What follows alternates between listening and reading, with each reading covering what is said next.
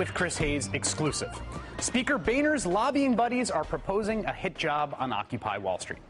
This week, here at UP, we obtained a memo written for the American Bankers Association that lays out a plan for a nearly $1 million campaign against Occupy Wall Street and any politicians who might express sympathy for Occupy Wall Street, including specific Democratic politicians in contested races.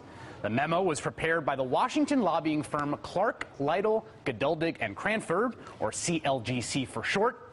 Two of the partners at the firm are former aides to Speaker John Boehner, and the firm's website boasts of its closeness to the current speaker. Prepared as a pitch document for the American Bankers Association, a client of CLGC, the memo lays out the political threat Occupy Wall Street poses for the banks and their sworn defenders in the Republican Party. Democratic victories in 2012, the authors write, would mean more than just short-term political discomfort for Wall Street firms. It has the potential to have very long-lasting political, policy, and financial impacts on the companies in the center of the bullseye. So here we have, in black and white, former Boehner aides who now lobby for Wall Street, admitting Democrats will be tougher on Wall Street, and they also admit that Occupy Wall Street and emboldened Democrats might push Republicans to distance themselves from Wall Street's bigger firms. The bigger concern, in the words of the memo's authors, quote, should be that Republicans will no longer defend Wall Street companies. In order to head off this terrifying eventuality, the memo proposes a program of opposition research on Occupy Wall Street activists, which, quote, will also identify opportunities to construct fact-based negative narratives of the OWS for high-impact media placement to expose the backers.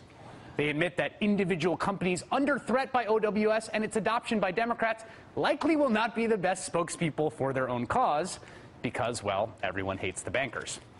So the former Boehner aides who now lobby for Wall Street sketch out a strategy of deploying proxies to shill for Wall Street and against Occupy without the public knowing.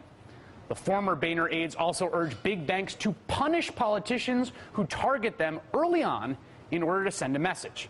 Quote, a big challenge is to demonstrate that these companies still have political strength and that making them a political target will carry a severe political cost.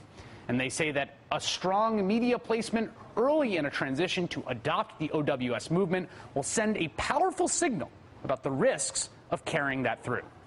One goal of this campaign, the former Boehner aides turned Wall Street lobbyists write, is to, quote, provide cover for political figures who defend the industry.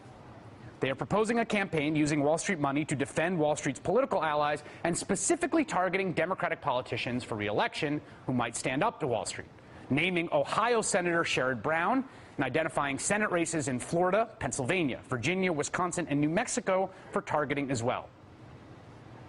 It was always clear that if Occupy Wall Street began to have some success, it would precipitate a massive backlash from the powers that be. And now we've seen this week, as I said, the Empire Strike Back.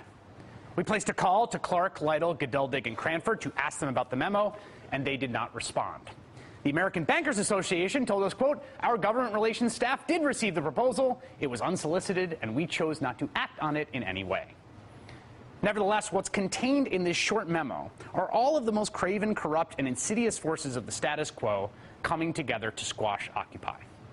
In fact, the document represents just about everything wrong with America in 4 short pages. We have a lobbying firm whose webpage glowingly advertises that Sam Geduldig, a former Boehner staffer, quote, knows how to kill legislative threats to his clients, drawing up a battle plan for the financial industry and its 1% members to use their deep pockets to attack the Occupy movement and protect the bank's financial interests by creating, quote, political cover for bank-friendly policies. And while doing this, they would, of course, have the help and connections of fellow partner Jay Cranford, who just a few short months ago was working as a policy aide to Speaker Boehner.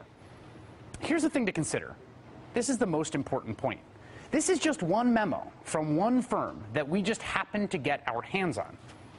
Think for a moment of how many similar documents are floating around out there, how much money and power is being amassed to make sure that Occupy Wall Street is just a brief fad, a quirky cultural moment we'll all vaguely recall years hence.